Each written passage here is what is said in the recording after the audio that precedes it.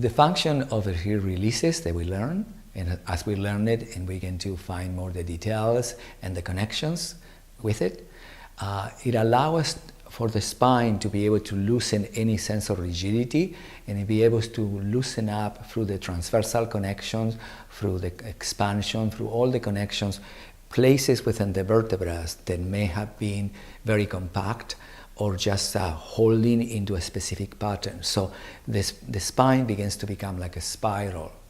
So now that we have done the three releases, we are ready to do the outer inner mandala and the inner outer mandala, the completion as it goes from out to in and in to out. And through these two mandalas, we begin to become clear about something very, very important in unity in motion. It's called gravitational transfer. The actual centralization of the body and the movements of unity in motion are constantly traveling from the pelvic floor to the crown, and from the crown to the pelvic floor. And the traveling of all these seven centers is what allows the whole spine to be constantly in a state of three-dimensional motion.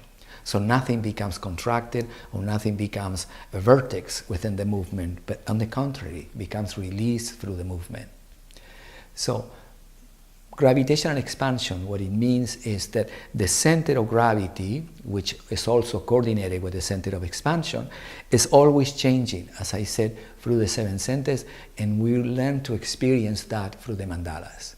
So completing the three releases, the last release, completing crown, and now from the next movement, 11, 12, and 13, we learn the outer mandala, connecting to expansion, and arriving to heaven.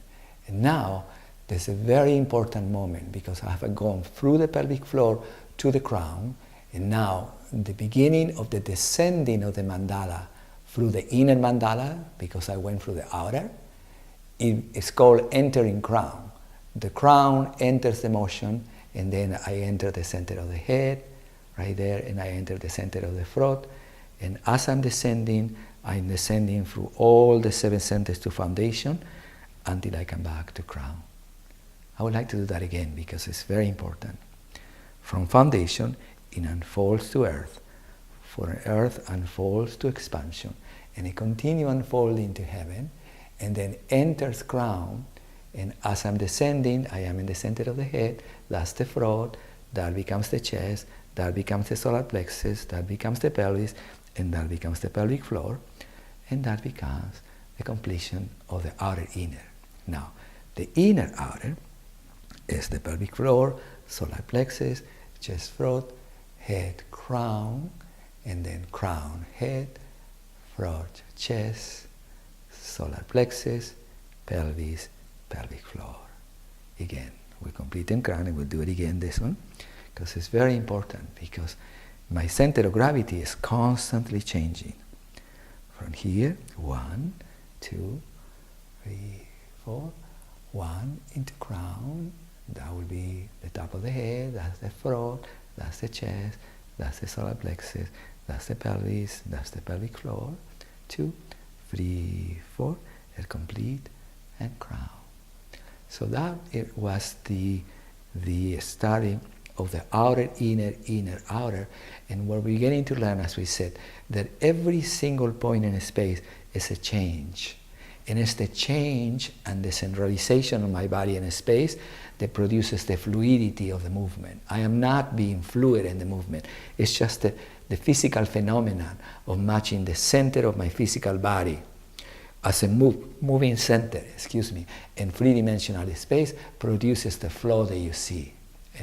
That you see in my movement, in the movement that I'm doing. So I would like to do again the outer, inner, and the inner, outer, and then complete it with the 13th movement, which is again the interchanging balance. That when we do it standing, it will become a little larger. But right now, it's a very good practice to transfer the weight from symmetry into asymmetry.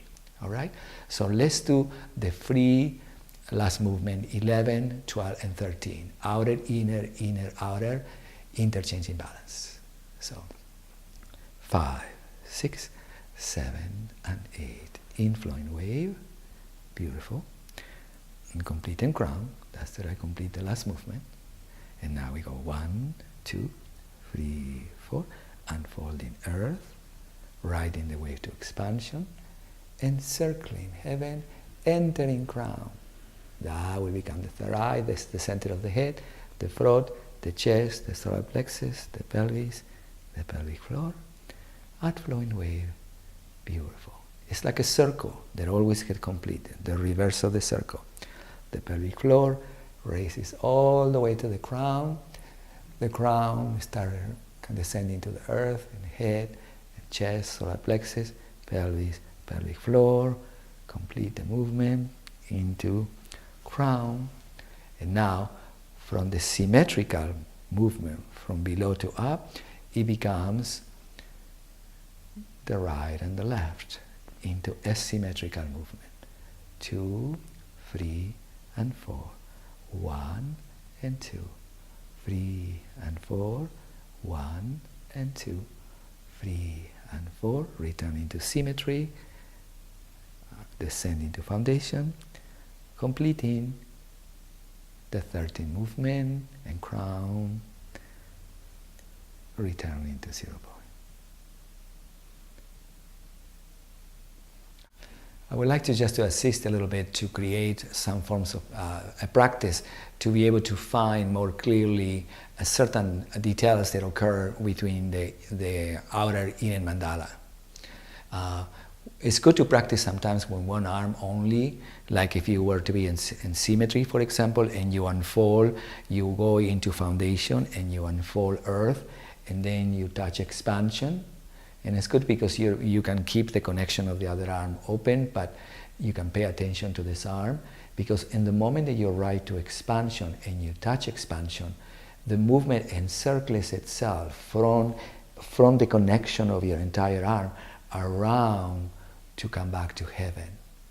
The idea is to avoid the idea that you're going to raise the shoulder to go up, because if you innocently start raising the shoulders, the shoulder girdle raising creates pressure up and down upon the vertebrae, and then you lose the spiral nature of the whole expansion of the spine. So you're going to learn many, many details that allows you to experience that the spine becomes engaged through the circularity of the movement and allow the ripple of the whole spine to come into your attention. Also, when you are descending through the centers, or when you're raising through the centers, you will begin to notice that the mind, the function of the mind, is to be able to really travel and connect to those places that you are descending. So the mind is not just seated in the mind just observing, but the mind becomes the actual traveling of your center of gravity from foundation to crown. And what that does is it produces a form of allowing us to feel that we are within the body, inside of the body, and that we are also experiencing the union between the mind being focused and the energy flow and in the sensation of the body as it becomes united in a space. So we'll talk about a lot more about that, and you will understand it through all the other movements, the function of the mind and the traveling of energy. But right now, in the outer inner mandala and the inner outer mandala is the easiest, because you can begin to see all the different points in space that the mind travels within itself in order to define that center and to experience the union between the mind and the body. Okay? So let's do the motions one more time. And we're going to pay attention to the right now between expansion and the encircling of the wave that allow to go to heaven. And then from then on, from heaven, the thing that you will remember is that crown, the circle of the crown, the head, the top of the head, move forward in order to be able to start descending. Because if you're innocently, if you keep your head back there, you see when you're descending, then you break in the energy again. And then anytime that breaking the energy is not a big deal, but the vertebrae, they become separated between the form of the curvatures, and that eventually you get to recognize that the sensation doesn't feel too good, because it begins to contract all the muscles. All the pairs of muscles go a little bit like topsy-turvy. out of that. So once you begin to find the unwinding of the muscles through the spine, the pleasure that exists in that experience is so wonderful that you don't want to disturb it. So it will, your mind and your physical sensation will encourage you to really see how fun it is to connect through the mandala. Okay?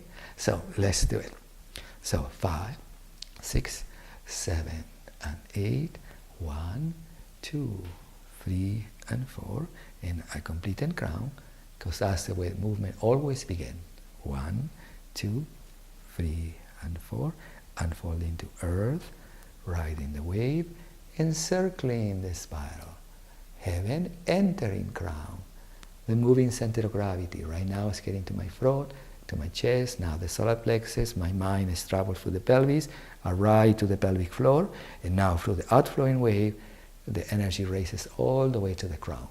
And now from the crown, arrive to the midway, and it descends to the pelvic floor, ascend through all the centers to the crown, and now as I open the mandala, again I'm mirroring all the centers of gravity moving through me. Yay! 4, 1, 2, 3, 4. That's the completion of the outer, inner, outer. And now the interchanging balance. 1, 2, 3, and 4. 1, 2, 3, and 4. 1, 2, 3, and 4. 1, 2, 3, and 4. Returning to symmetry, which is the suspended wave, descending, ascending, complete, and crown. Beautiful. So then from foundation, we complete and reverse the movement, arriving back into 0 point.